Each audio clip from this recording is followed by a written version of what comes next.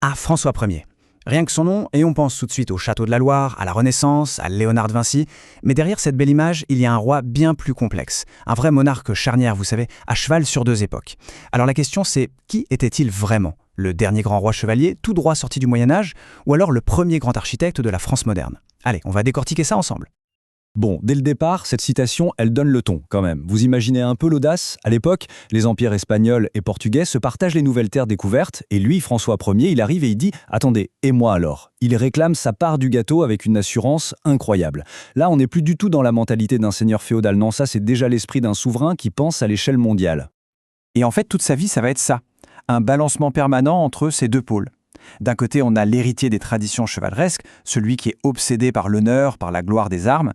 Et de l'autre, on a le prince visionnaire, le mécène, le bâtisseur, le modernisateur. C'est justement ce conflit, cette tension permanente qui rend le personnage absolument fascinant. Bon, alors plongeons d'abord dans son premier visage, celui du roi chevalier. Pour le jeune François, il n'y a qu'une seule vérité, qu'une seule chose qui compte vraiment, la gloire. Et la vraie gloire, eh bien, elle se gagne sur le champ de bataille, l'épée à la main.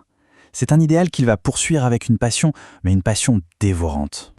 À peine sur le trône, hop, il fonce en Italie. Et là, à Marignan, c'est le triomphe absolu. Il a 21 ans et il devient le héros de toute la chrétienté.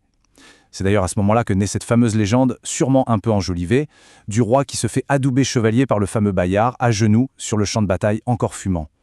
L'image est juste parfaite. Mais ce beau rêve de gloire va se heurter à un mur qui a un nom, Charles Quint. Leur rivalité, c'est bien plus que de la politique. Non, c'est une affaire personnelle, un véritable duel d'ego qui va mettre l'Europe à feu et à sang pendant des décennies. Et c'est à Pavie, en 1525, que le rêve chevaleresque vire au cauchemar. Le roi de France est vaincu et, pire que tout, il est fait prisonnier. Pour un monarque qui a tout misé sur son honneur de guerrier, c'est l'humiliation suprême. Une blessure, en fait, qui ne se refermera jamais vraiment. Et le prix de sa liberté est juste exorbitant. 2 millions d'écus d'or. C'est une somme qui met littéralement le royaume à genoux. Cette rançon colossale, c'est un électrochoc. Le roi chevalier a échoué. Pour sauver son royaume, il va devoir se transformer.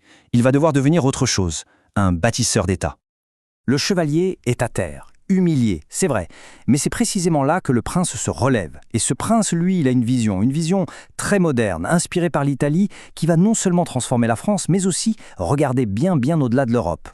Ce qui est vraiment remarquable chez lui, c'est sa passion pour les arts. Il n'est pas juste un collectionneur, vous voyez. Non, il attire en France les plus grands talents de son époque. Et alors sa relation avec Léonard de Vinci, c'est quelque chose, hein. Il l'appelle « mon père ». En l'installant au Clos Lucé, il fait de la France le nouveau cœur battant de la Renaissance. Et sans le savoir, il pose la toute première pierre de ce qui deviendra un jour le musée du Louvre.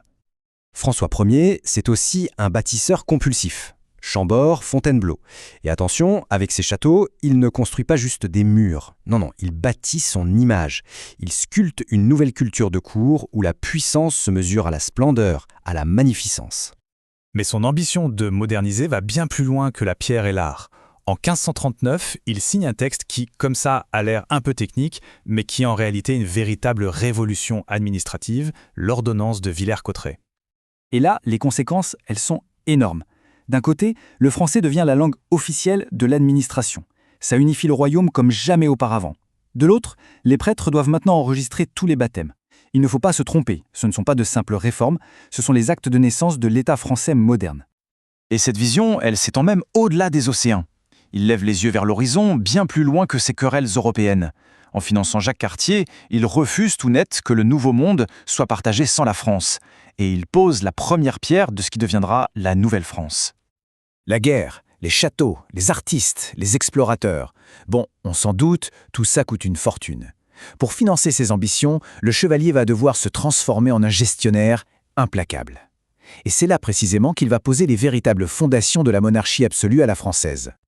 Alors comment il fait? Eh bien, il repense entièrement le système. Les impôts qui existent déjà, comme la taille ou la gabelle, sont massivement augmentés.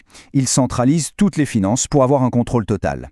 Et surtout, il innove. Il se met à vendre des postes dans l'administration, il crée une loterie. On voit bien ici l'esprit moderne à l'œuvre. Fini les idéaux, place à une approche incroyablement pragmatique pour financer le pouvoir de l'État. Et politiquement, c'est la même logique, toujours plus de centralisation. Il gouverne en se passant quasiment des états généraux qui représentaient les différents ordres du royaume. Le pouvoir se concentre de plus en plus entre ses mains et celles de son conseil. On est clairement sur la route de l'absolutisme. Et enfin, il s'acharne à agrandir le territoire qui est directement contrôlé par la couronne. Que ce soit par des mariages stratégiques, comme en Bretagne, ou en confisquant les terres de ceux qui le trahissent, il redessine la carte de la France moderne. Il ramène pièce par pièce les grands fiefs sous son autorité directe. Alors, au final, comment on assemble toutes les pièces de ce puzzle? Le chevalier fougueux d'un côté, le prince calculateur de l'autre? En fait, c'est dans cette contradiction même que se trouve la clé de tout son héritage. Tout son règne, c'est une sorte de tiraillement constant. D'un côté, l'idéal du chevalier le mène à la gloire de Marignan, mais aussi au désastre de Pavie. De l'autre, la nécessité du prince moderne le pousse à faire des réformes administratives et fiscales qui vont changer la France pour toujours. La conclusion, finalement, c'est qu'il n'y a pas à choisir. François Ier, il incarne cette transition. C'est un homme de la Renaissance, c'est sûr, mais un homme encore fasciné par la gloire médiévale et qui est obligé d'inventer les outils de la modernité pour servir ses ambitions immenses. Il n'est pas l'un ou l'autre, c'est lui, le pont entre ces deux mondes. La question reste donc posée. Est-ce qu'on doit voir en lui le crépuscule flamboyant du Moyen-Âge, ou plutôt l'aube des temps modernes? Sa véritable grandeur, elle réside peut-être justement là, dans sa capacité à avoir été les deux à la fois, et à incarner toutes les contradictions d'un monde qui était en train de basculer.